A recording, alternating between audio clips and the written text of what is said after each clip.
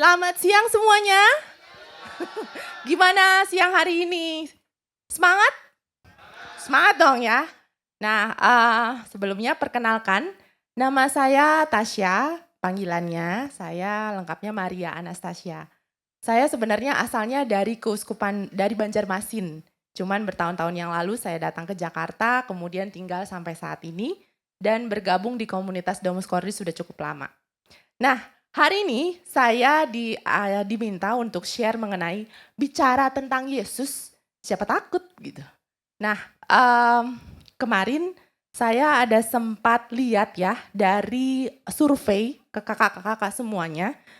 Sebelumnya saya mau minta izin dulu ya, saya panggil kakak Romo, bapak, ibu, suster dengan kakak-kakak aja ya. Biar lebih gampang dan lebih mudah kan. Jadi kemarin saya ada lihat survei dari kakak-kakak sekalian dan dinyatakan bahwa sebagian besar tuh bilang ada kendala yang dialami saat membagikan pengetahuan dan pengalaman iman kepada orang muda Katolik gitu. Nah, berdasarkan dari survei ini yang saya lihat sekitar 70% menyatakan punya kendala.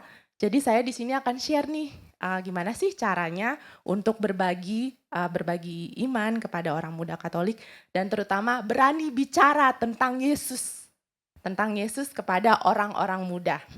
Nah, sebelumnya saya mau ajak kakak-kakak semua untuk survei dulu di dalam kelas ini ya. Silakan kakak-kakak jawab, kendala apa sih yang dihadapi saat berbagi pengalaman iman pada orang-orang muda? Coba share, berada percaya diri, dibilang sok suci, apa lagi? Oke, udah mulai muncul, ngeyel, menyamakan vibe, nggak bisa ngelucu, kurang memahami satu dengan yang lain, sering dianggap remeh,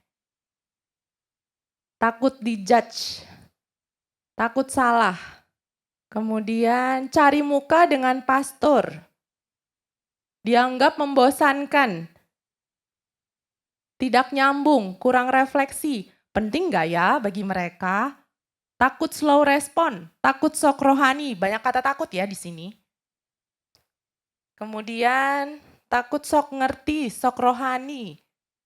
Dianggap remeh, kurang percaya diri. Nah, kalau kita lihat kurang percaya diri lumayan lebih besar ya. Semakin lama semakin besar. Kurang didengar, belum berpengalaman. 34 respon. 35 respon. Terus suka dibilang sok ngerti, kurang partisipatif, OMK. Dianggap ketuaan. Nggak apa-apa, boleh curcol. Terus apalagi ya, takut agama kita dihina, takut sok paling benar. Ada lagi? 39 respon. Oke, nggak apa-apa. 40 respon, pokoknya kebanyakan masih ini ya, kurang percaya diri ya. Kemudian waktu. 42, oke. Nah kakak-kakak kita akan lanjut ke pertanyaan berikut ya. Ada satu lagi, oh masih ini nih, masih terus maju. Generation gap, takut sok paling benar. Oke, cocok gak ya? Nah, ini adalah kendala yang rata-rata kita alami, kakak-kakak alami ya, saat berhadapan dengan orang muda gitu. Nah, kita lanjut ke pertanyaan berikut. Tapi saya mau ajak kakak-kakak semua untuk flashback.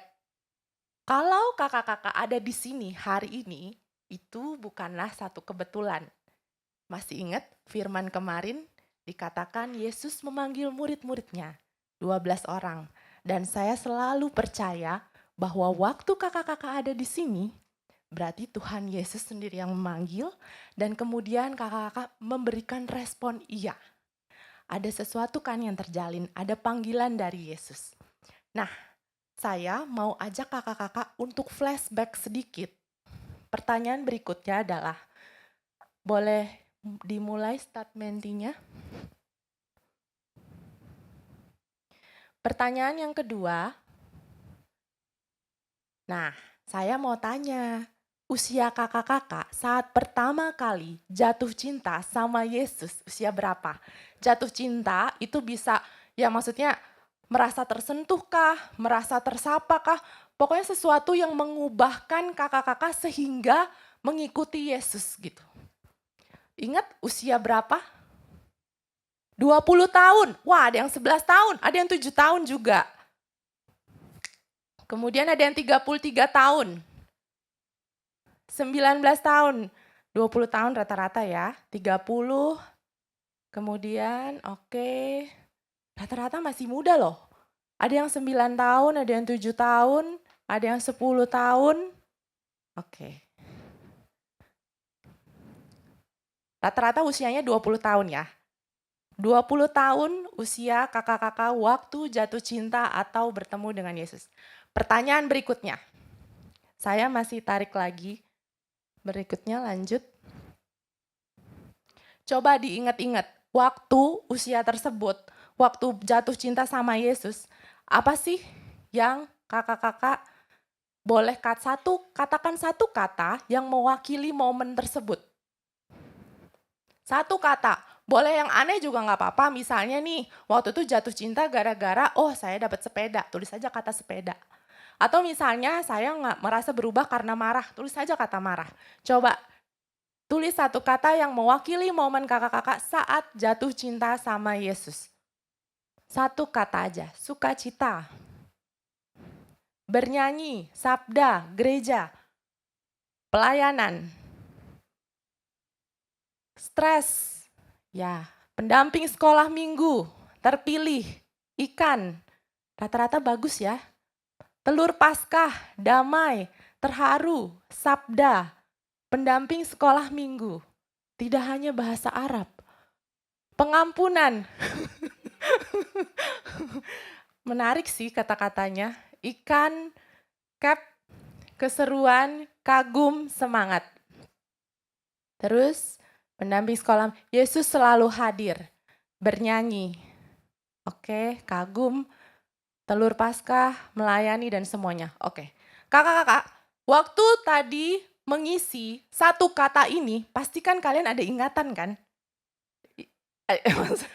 Maksudnya mengingat gitu momen tersebut, kemudian apa sih yang menggambarkan momen tersebut yang mewakilkan dengan satu kata itu, dan kalian memilih satu kata tersebut. Sebenarnya yang saya mau share adalah setiap orang punya pengalaman unik, jadi sebenarnya semuanya, kita semua itu udah punya bekal untuk berbicara tentang Yesus kepada siapapun. Khususnya di tempat ini adalah bagi orang muda. Karena kita juga pernah berada di usia orang-orang muda dan kita mau membawa mereka untuk bertemu dengan Yesus. Tapi sebelum mereka bertemu dengan Yesus, kita sendiri ingat pengalaman kita. Apa sih yang mengubahkan, apa sih yang membuat hati kita itu berdetak, yang kita mau bilang nih, kan kita mau, Yesus itu kan kabar gembira kan. Waktu kita mau bilang kabar gembira, tentunya ekspresi gembira atau ekspresi harapan itu harusnya keluar, tersampaikan. Jadi kalau misalnya nih kita ketemu anak-anak sel gitu misalnya ya, terus misalnya kita udah capek, ya kita memang kadang-kadang kan sudah sibuk, capek segala macam, tapi ingat yang kita bawa itu adalah kabar gembira. Nah kadang-kadang waktu kita udah sangat sibuk banget, kita lupa. Kita terlalu sibuk dengan rutinitas atau terlalu sibuk dengan ya setiap minggu pokoknya pelayanan dan segala macam, sehingga kadang-kadang kita lupa yang kita sampaikan kabar gembira atau kabar rutin atau kabar biasa-biasa aja. Nah, slide selanjutnya. Ini yang saya mau gambarkan adalah anggap hati kita itu seperti gelas. Gelas itu diisi dengan air. Air itu adalah, ya kita bisa bilang bahwa sumber kehidupan, dan air itu bisa dibilang cinta Tuhan. Cinta Tuhan yang mengisi hati kita. Nah, waktu kita mau membagikan kabar gembira, waktu kita mau berbicara tentang Yesus, kita perlu datang terus ke Yesus. Betul kan? Kita perlu berelasi dengan Yesus. Karena kita nggak bisa bagi apa yang kita nggak punya. Kita nggak bisa kasih apa yang kita nggak punya. Maka waktu kita mau berbagi kabar gembira ke orang-orang muda atau ke siapapun, kita perlu ingat nih apa sih yang ada di dalam hati kita saat ini. Dan saya mau tantang kakak-kakak semua untuk tanya. Saya sih percaya semua yang ada di sini mencintai Yesus. Apalagi waktu kemarin kita lihat kan, kita nyanyi-nyanyi, kita memuji Tuhan gitu. Tapi yang saya mau tantang adalah seberapa intim sih? Seberapa dekat? Seberapa penuh? Seberapa cinta? Kadang-kadang kita perlu untuk merasakan hal itu. Kadang-kadang kita perlu lihat lagi. Karena terlalu banyak distraksi, karena terlalu banyak situasi yang membuat kita mungkin sibuk sana, sibuk sini, sehingga kita ketinggalan tuh. Kabar doang yang kita kasih, gembiranya hilang gitu. Jadi saya mau ajak kakak-kakak untuk tanya terus setiap hari, seberapa penuh, seberapa dekat, seberapa intim sih kita sama Yesus. Dan namanya relasi kan selalu naik dan turun ya. Kadang kita deket banget, tapi kadang-kadang mungkin kita marah gitu. Marah sama Tuhan atau apa. Tapi nggak apa-apa, selalu aware. Selalu sadar dengan apa yang ada di hati kita. Dan minta supaya Tuhan sendiri terus memenuhi hati kita dengan kasih-Nya. Itu yang pertama. Terus kalau balik tadi dengan cerita, kenapa saya tanya usia berapa sih kakak-kakak bertemu dengan Yesus, berjumpa dengan Dia, jatuh cinta dengan Dia. Saya mau cerita sedikit. Saya terlahir dari keluarga Katolik. Jadi seharusnya saya sudah bertemu dengan Tuhan Yesus itu dari usia kecil, maksudnya dari lahir gitu, dibaptis. Tetapi saya menyadari dalam perjalanan iman saya itu naik dan turun. Jadi waktu masih kecil saya masih ingat, saya tuh mikir kenapa ya kita itu mesti berdoa. Ya udah deh, doa pagi, doa makan, doa malam. Gitu doang taunya. Jadi nggak terlalu tahu relasi gitu. Dan memang kebetulan keluarga saya memang keluarga yang taat, tapi ya udah taat aja gitu. Nah, lanjut dalam perjalanan waktu saya kuliah, saya berdinamika kan, hidup ya menjalanilah hari-hari. Dan kemudian saya kepentok, saya marah sama Tuhan. Karena saya kecewa sama Dia. Saya marah, saya nggak mau dekat sama Tuhan dan saya pikir pokoknya saya nggak mau lagi deh, saya nggak mau ke gereja, saya nggak mau lakukan apa-apa, saya nggak mau berdoa, saya nggak mau ketemu dengan Yesus. Tapi teman-teman, yang saya mau bilang adalah ada seseorang yang tidak menyerah pada saya saat itu. Dan waktu itu saya ingat usia saya masih 20. Dan yang tidak menyerah itu adalah justru teman saya yang sebaya dengan saya. Dia datang ke saya satu waktu dan kemudian dia bilang, "Tasya, aku bawain kamu kado. Ini orangnya ganteng banget," dia bilang gitu. Jadi dia ceritanya kasih satu frame gitu, foto. Terus saya bilang, "Apa? Siapa?" gitu. Dan ternyata dia bilang, "Ini gambar Tuhan Yesus. Gue tuh suka jatuh cinta sama dia," dia bilang gitu. "Jadi gue mau lu juga pajanglah ini di kamar," gitu. Dan jujurnya waktu itu karena saya kecewa, saya marah, saya tutup aja gitu. Tapi waktu saya melihat kejadian itu dan saya melihat kondisi sekarang, sebenarnya saya sangat bersyukur ada orang yang gak pernah give up untuk membawa Yesus ke saya. Kalau waktu itu saya sakit hati, kalau waktu itu saya marah, mungkin ya udah saya dan gak ada orang yang datang, mungkin ya udah ya dadah aja gitu. Tetapi saya ngelihat bagaimana Tuhan kerja melalui teman saya yang sebaya. Nah, tapi teman-teman, di balik orang yang sebaya ini, yang seumuran dengan saya usia 20 ini, dia punya kakak pendamping juga. Jadi saya diajak untuk ikut ke komunitas dia, saya ikut pertemuan Alkitab dia, saya diajak pokoknya, "Ayo Tasya datang aja, kita kumpul, kita sharing Alkitab," gitu. Tadinya awalnya saya nggak mau gitu, cuman akhirnya ya udah saya datang gitu. Dan saya lihat, ada rumah yang terbuka loh buat orang-orang muda. Ada rumah dan mereka itu kakak-kakaknya nggak cuman hanya ya udah anak-anak kamu masuk ke ruangan ini kemudian share Alkitab, enggak. Tapi mereka duduk bareng bersama. Di situ saya punya pengalaman bagaimana saya dilayani, bagaimana saya bertemu dengan Yesus meskipun dalam kondisi yang negatif, meskipun saya marah. Tapi seperti biasa ya, cara Tuhan bekerja itu kan luar biasa. Dia mengubahkan segala sesuatu yang negatif bahkan menjadi hal yang positif. Buktinya saya bisa bersaksi di sini hari ini. Dan saya tahu saya mencintai dia sepenuh hati saya meskipun saya juga up and down. Nah, teman-teman, Paus Fransiskus ada bilang di tanggal 19 Oktober 2022, baca ulang kisah hidup kita. Kenapa saya tadi ajak kakak-kakak untuk ingat pengalaman waktu di awal-awal ketemu dengan Tuhan Yesus? Karena itu sebenarnya seperti bensin, seperti memori yang apa ya? Oh iya ya, saya pernah mengalami itu. Dan kadang-kadang waktu kita, ya saya suka bilang, waktu kita jalanin hari-hari kita suka lupa, kita suka nggak inget lagi gitu.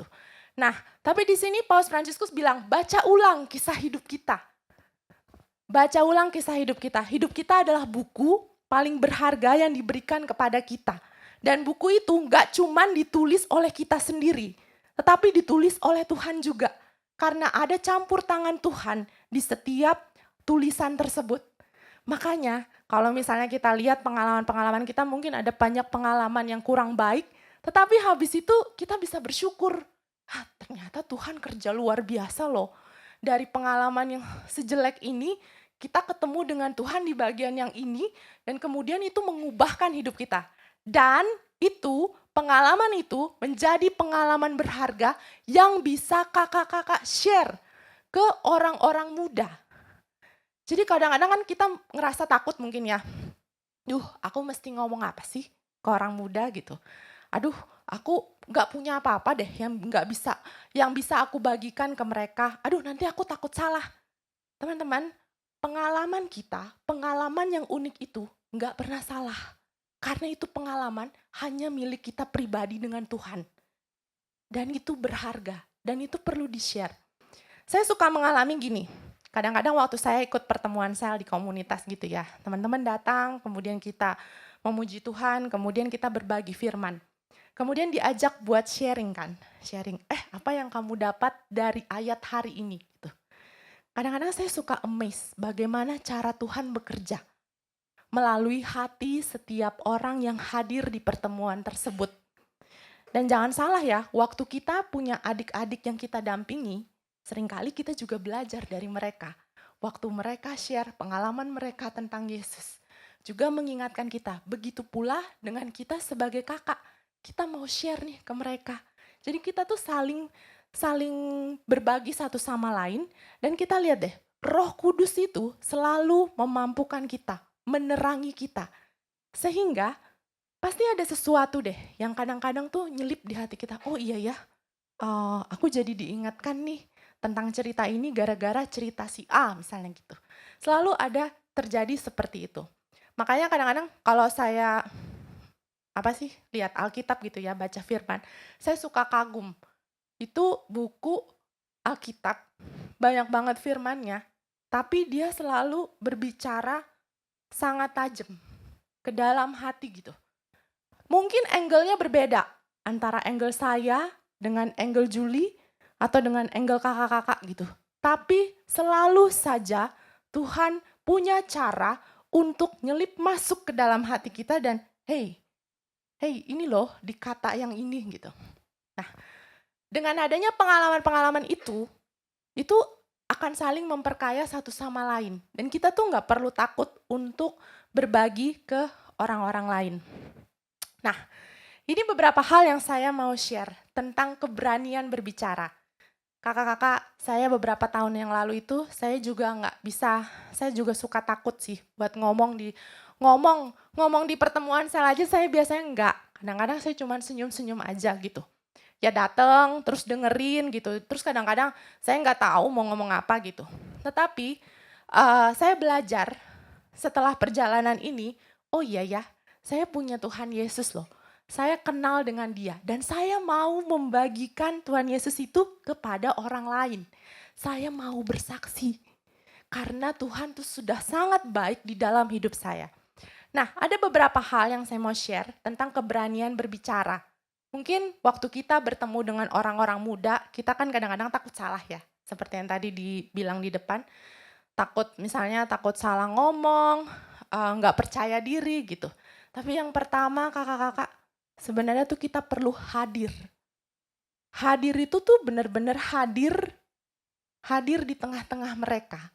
Sama seperti waktu saya punya pengalaman bersama dengan teman saya tersebut, ada orang yang hadir. Meskipun mungkin maksudnya nggak langsung ngobrol atau gimana, tapi hadir aja dulu.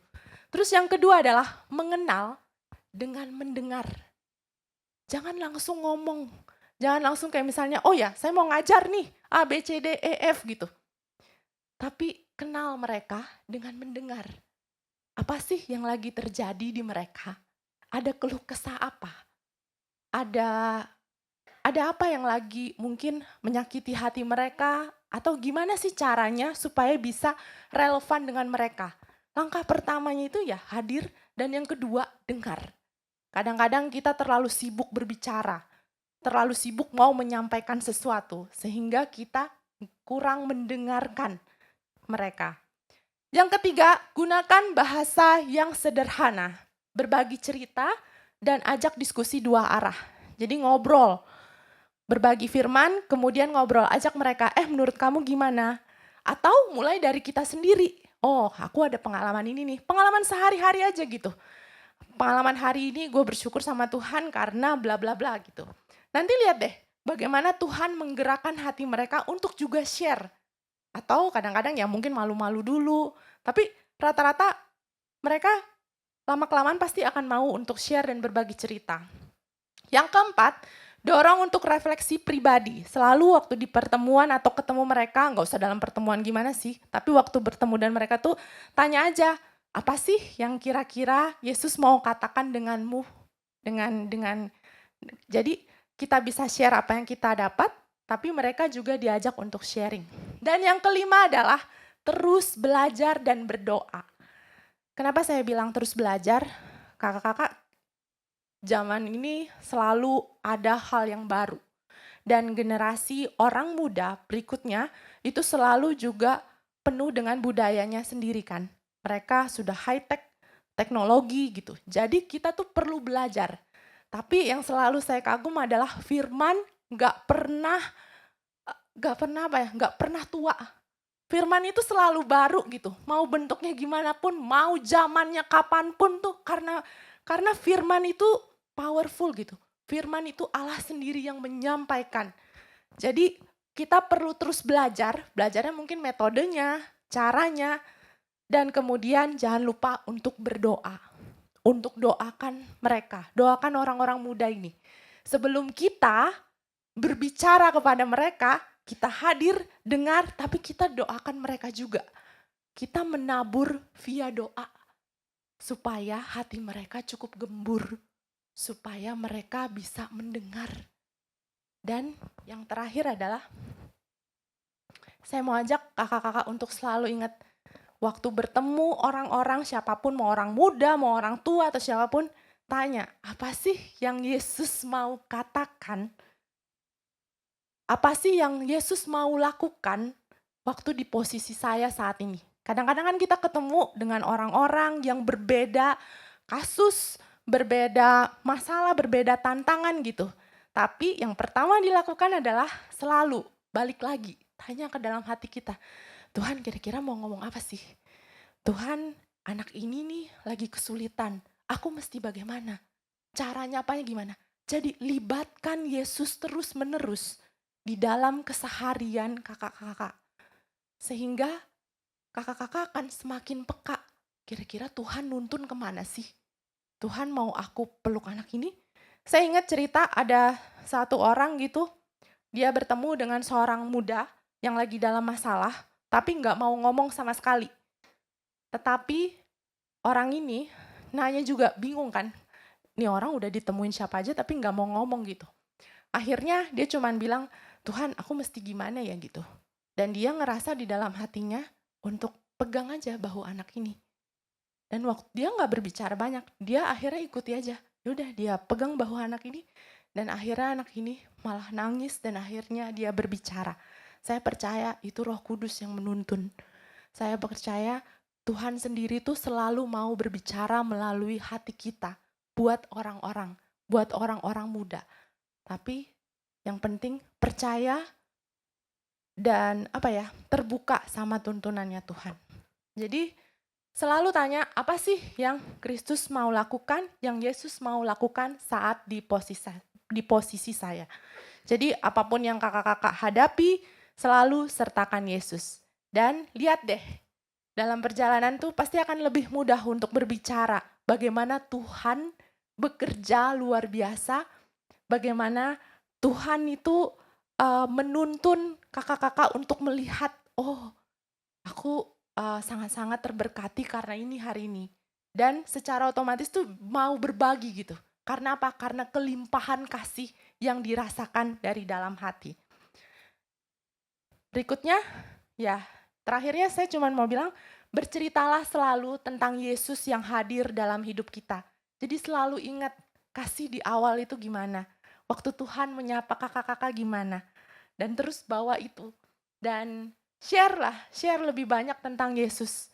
Latihan buat berbagi cerita dan menyertakan Yesus di dalam keseharian kakak-kakak sekalian.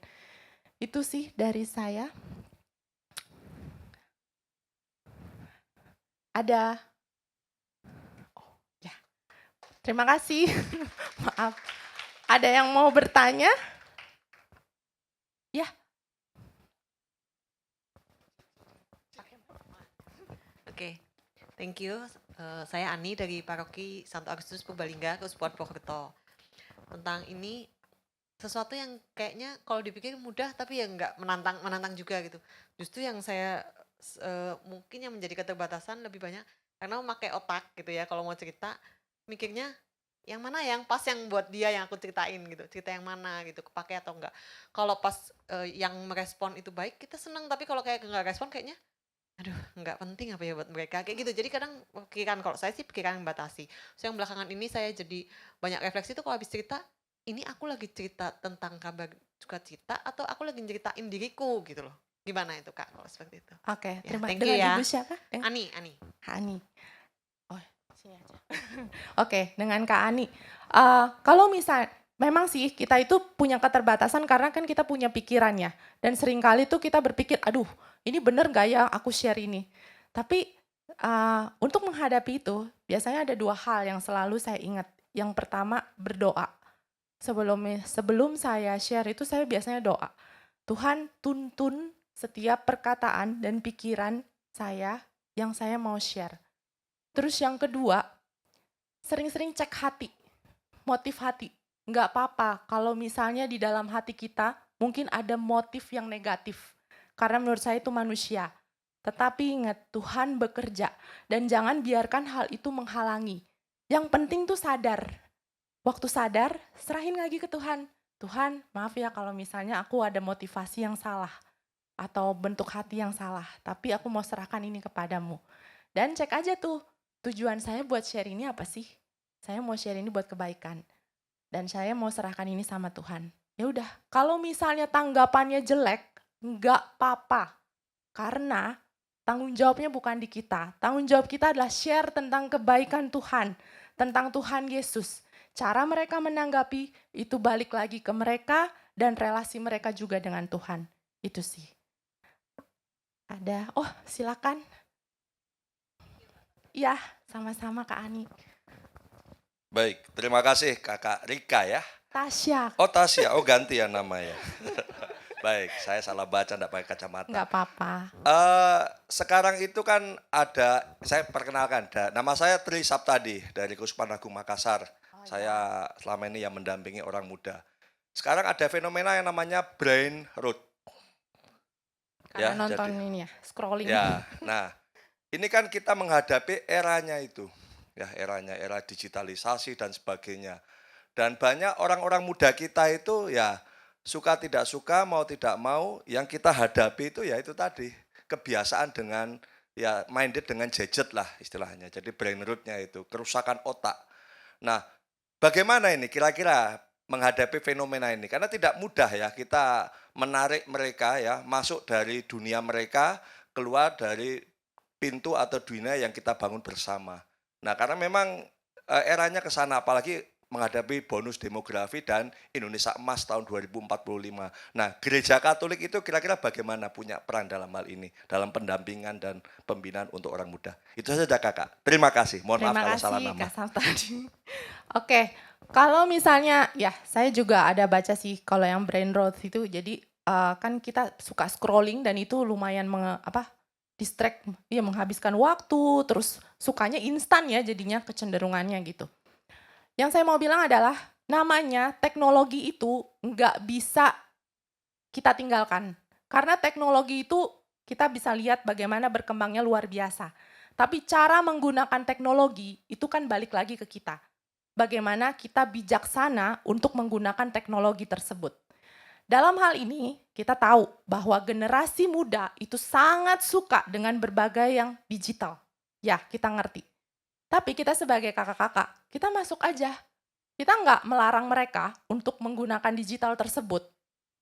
Tetapi kita hadir dulu. Hadir dengerin mereka, kemudian ikut aja. Oh, yang mereka suka apa sih di digital ini gitu. Kemudian kakak-kakak bisa arahin pelan-pelan. Misalnya kan banyak pewartaan digital. Jadi daripada mengkonsumsi hal-hal yang nggak jelas, tapi sebenarnya dunia digital itu juga digunakan oleh gereja untuk mewarta. Jadi kita bisa ajak mereka, kamu nggak apa-apa main digital. Yang penting tahu waktu, pelan-pelan ya dibilangnya ya. Tahu waktu dan gunakan untuk hal yang baik. Dan bisa jadi dengan evangelisasi via digital gitu. Terus yang paling penting adalah jalin relasi sama mereka. Ngomong heart to heart, hati dengan hati. Dan waktu kakak-kakak hadir, saya percaya kok mereka akan mulai mendengar. Jadi maksud saya dorong mereka, nggak apa-apa kita nggak ngelarang mereka untuk main di digital, tapi arahkan ke hal yang positif, tapi sambil pelan-pelan tarik deh untuk ke kegiatan-kegiatan lain selain digital. Karena menurut saya tuh saat ini kan semua orang fokusnya digital, apalagi COVID kemarin ya, itu udah sangat ngebentuk kita banget. Tapi saya tahu manusia itu selalu butuh relasi yang real. Manusia selalu butuh relasi yang real. Meskipun mereka nggak sadar, meskipun mereka tuh melakukan, cukup kok berteman di digital. Tapi mereka pasti butuh yang namanya relasi. Hanya kita butuh waktu untuk mengingatkan dan menyadarkan mereka dan mengajak. Itu sih dari saya. Ya, satu pertanyaan dari Slido boleh? Oh sebentar ya. Yang paling atas ya. Apa? Oh pilih aja. Mau pilih yang mana ini kita? Yang pertama deh ya. Bagaimana cara kita untuk menemani OMK bertemu dengan Tuhan Yesus di saat mereka down atau mengalami luka batin? Ini dari pengalaman saya ya. Namanya orang luka batin, mereka akan fokus ke diri mereka sendiri. Jadi mereka akan selalu merasa bahwa diri mereka terluka, diri mereka tidak mendapatkan keadilan. Yang mereka butuhkan adalah teman. Mungkin untuk dengerin, untuk saat mereka bercerita gitu. Tetapi sambil pelan-pelan diajak, dituntun. Ini butuh kesabaran sih, butuh sabar, butuh sabar untuk berjalan bersama-sama dengan mereka gitu. Jadi caranya untuk menemani ya sabar, temenin mereka sambil bawa mereka terus untuk ajak doa, ajak adorasi. Waktu kita bertemu dengan Tuhan secara langsung itu tuh adalah ada healing tersendiri loh. Gitu. Karena kita percaya bahwa Tuhan hadir melalui sakramen Maha Kudus. Itu sih dari saya ya. Satu lagi. Oh satu lagi, ini depan. Sebentar ya. Baik, terima kasih. Saya Elis dari Komkep Kuskupan Malang. Sebenarnya udah ada di slide nomor 2. Jadi selama ini kan kesulitannya itu bagaimana, sama seperti yang Ibu dari Purbalingga tadi, kenapa yang kita beri kabar gembira tuh kadang-kadang tidak menanggapi atau bahkan menolak. Sebenarnya adakah metode gimana kita berbagi kabar gembira yang disesuaikan dengan umur? Misalnya, kalau masalah saya kan biasanya sama nih dengan yang seumuran. Jadi kabar gembiranya itu bisa Lebih pas ya. diterima. Heeh. Nah, tapi kalau cerita ke yang lebih kecil yang SMA, "Loh, Kakak ini ya susah dulu waktu kuliah." Mereka kayak, "Apa sih Kakak ini ngomongin apa? Aku aja masih mikir nanti UTS gimana jawabnya." Nah, kayak gitu. Jadi mungkin bagaimana metodenya untuk yang seusia ataupun dengan yang beda usia. Terima kasih. Oke, terima kasih. Saya jawab untuk yang beda usia ya. Yang beda usia itu pertama-tama lagi-lagi saya mau ajak kakak-kakak untuk hadir. Hadir dan dengar. Karena kita nggak bisa relevan dengan mereka kalau kita nggak mendengar. Masalah mereka apa sih? Mereka lagi ngalamin apa sih? Apalagi kesulitan di keluarga kah gitu. Nanti setelah mendengar, kakak-kakak bisa lihat punya pengalaman apa yang kakak-kakak bisa bagikan. Tapi ingat, ngomongnya juga memang ya kalau dengan beda usia kita perlu ingat dengan ya ngomongnya jangan terlalu yang susah, terlalu yang teologis gitu, tetapi disesuaikan gitu. Perlu latihan sih memang begitu. Nah terus ya yang penting hadir dan dengerin mereka. Nanti lihat deh bagaimana minta Tuhan tuntun gimana cara merangkul mereka dan menjawab mereka gitu. Kalau yang bagaimana dengan sesama, saya rasa lebih mudah ya karena kita sering yang penting tuh komunikasi sih, ngobrol, ngobrol gitu. Kamu kesulitannya apa gitu? Mungkin kita nggak bisa bantu banyak, ya nggak apa-apa. Tapi kita bisa bilang, aku doain kamu ya gitu. Aku doain kamu, semoga kamu melewati masalah ini dan bisa bisa happy lagi gitu. Jadi jalan sama-sama, tapi jangan ditinggalin ya. Jangan kadang-kadang mungkin ya dia lagi masalah saya nggak mau deh, saya nggak mau deket-deket, ya enggak gitu. Tetapi justru kita perlu berjalan sama-sama mereka dan saling menguatkan satu sama lain. Ingetin terus, ingetin. Ingetin kebaikan Tuhan, ingetin ada harapan, ada sukacita dan sabar ngejalaninnya. Itu sih dari aku.